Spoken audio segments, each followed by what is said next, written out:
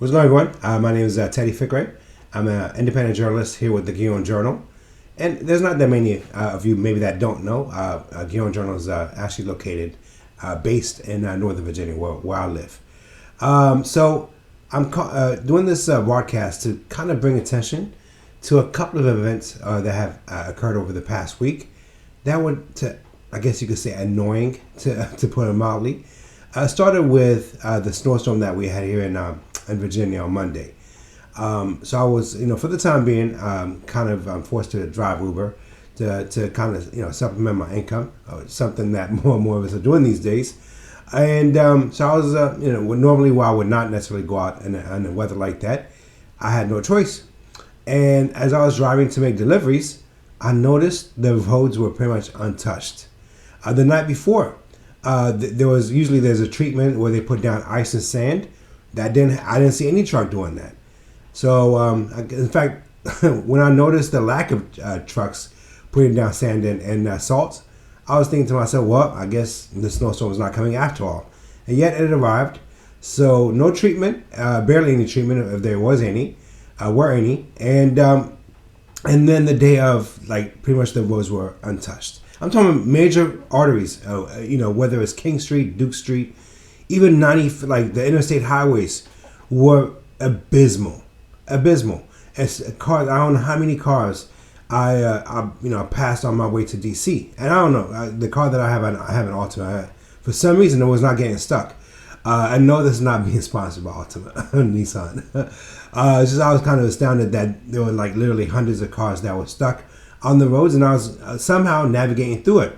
So at a certain point, I in between deliveries, I pulled over and I tweeted and also posted something on Instagram where I hit up my mayor Justin Wilson and one of my councilmen John Chapman. And I expected something like, hey, we'll get on it, thank you for letting us know. Nope. First thing that John Chapman said was, these are not pictures in Alexandria, and then went on to dismiss every concern that I had. To which point, and then I said, well, actually, this is Alexandria. I'm driving through. I picked up something from Falls Church and going through DC, and so there were additional pictures that I took in Alexandria as well. So then I decided to actually, after another stop, to go over to King Street, right in front of City Hall, and the streets there were just as abysmal. And I talked to one of the contractors that were removing snow, and I asked him, I said, hey, do you, out of curiosity, are you getting paid by the city? He goes, no, we're getting paid through a contractor. I was like, how much are they paying you well? He laughed. Of course not, he said, and drove off. And it hit me at that exact moment. And then, finally, when I tweeted directly to, responded to Mayor Justin Wilson was basically ignoring me until I responded to his tweet. Then I guess he felt no choice but to respond. And he said, well, of course we do this. Every area or every locality does this, where they quote unquote supplement with contractors, right? Supplement. It's another euphemism for we cut funding, and then we're forced. We then go out and award the lowest bid contracts to these corporations that then turn around and pocket millions of dollars for the CEO class and then pay chump change to their workers. This is an end around. You see, if Alexandria or any city or any state government or federal government, when they hire people, they have to give them some semblance of a livable wage and also good benefits. But if you cut staff by basically annihilating budgets, which then forces agencies to cut staff directly by laying off, or through attrition by refusing to hire any additional new workers, then as the number of government employees decreases year over year, they then supplement by getting contract. This is another way this is a way for Democrats to follow in the Republicans' favorite scheme, which is privatization. That's a lie. What that is it's taking our tax dollars and rewarding corporations to then to pay abysmal rates to their workers, and to pocket the money for the executive class. This is outrageous. So what ends up happening is this: those that were, if they had enough staffing on the VDOT level, on the agency level, what happened with the 24-hour gridlock on 95 and 395 would not have happened, because they would have had enough staff who are paid well enough, who are motivated enough to do their job. But when you cut, and then you award contracts to the lowest bidder, who does not, and those companies do not give their employees that much at all. So what happens is two things. First, the human psyche kicks in. You don't work as hard. If you're getting paid chump change, you do the bare minimum. If you're not getting compensated for your labor, you're not going to do as much. And on top of that, it's not the same when you're fully staffing VDOT, for example. Then these are professionals that you're hiring, professionals. And so professionals means you actually have to pay them a professional wage. When you contract, you get anyone off the street to do it. They might not know the ins and outs of plowing, so you lose efficiency and effectiveness. This is the direct impact. This is why people are stuck on the highway for 24 hours. This is what local news refuses to touch.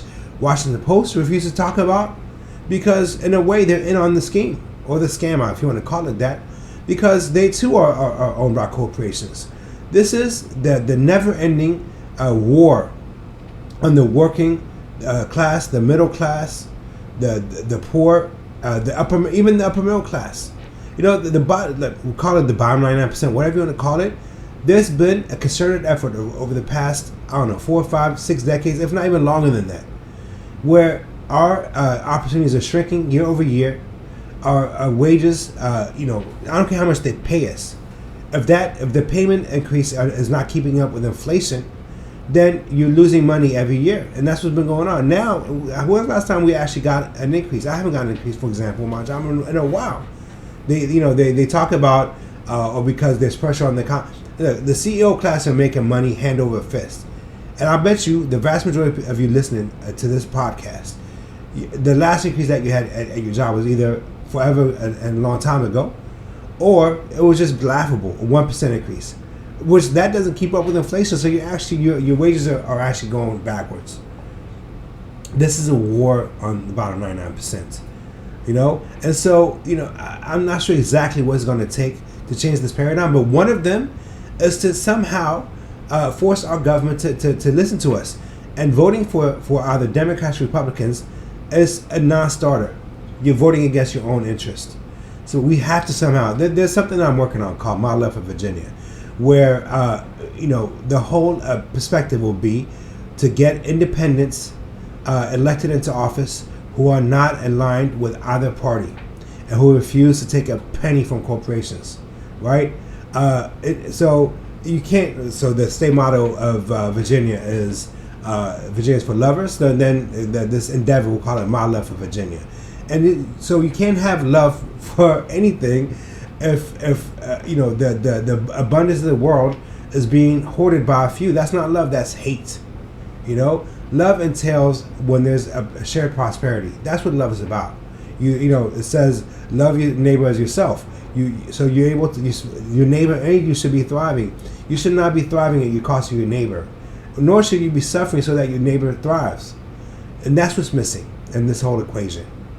And same thing kind of happened today, where I go to the DMV and had to wait outside in the freezing cold for 45 minutes.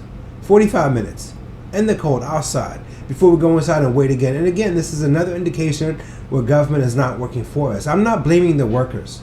They're doing the best they can. The problem is they're being shortchanged and short-staffed. So if there's any blame or assignment of I don't want to say guilt, but the root problem, I don't believe in collective judgment, but I do believe in holding people accountable. And if our elected leaders are failing us, we have to hold them accountable. For example, it's very easy. If there's too many people showing up, you make sure that you have, you go to a nightclub in DC, you go to a restaurant in DC, they have the tent coverings outside, and they have the heat and portable heaters.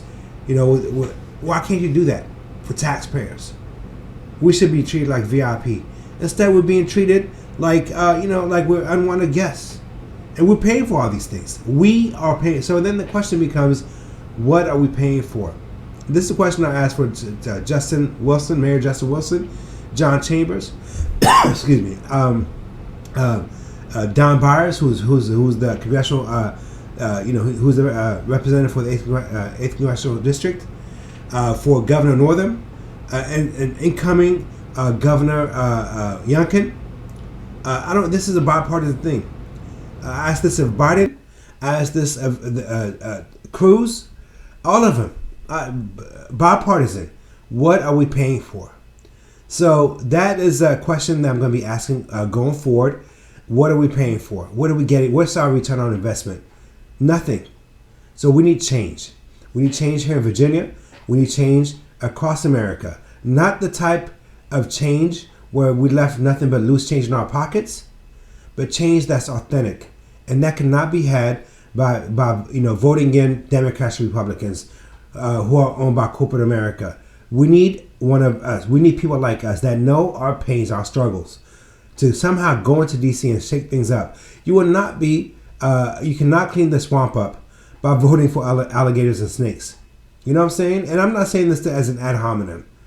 The only way you could clean up the swamp is if you actually send somebody that's not of the swamp, that's not thriving and benefiting from the swamp.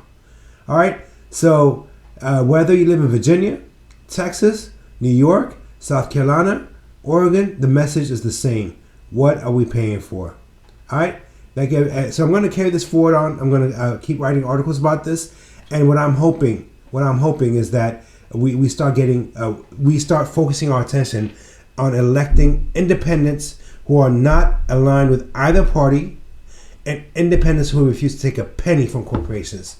The charge is on us, because doing anything else is literally voting against our own economic interest.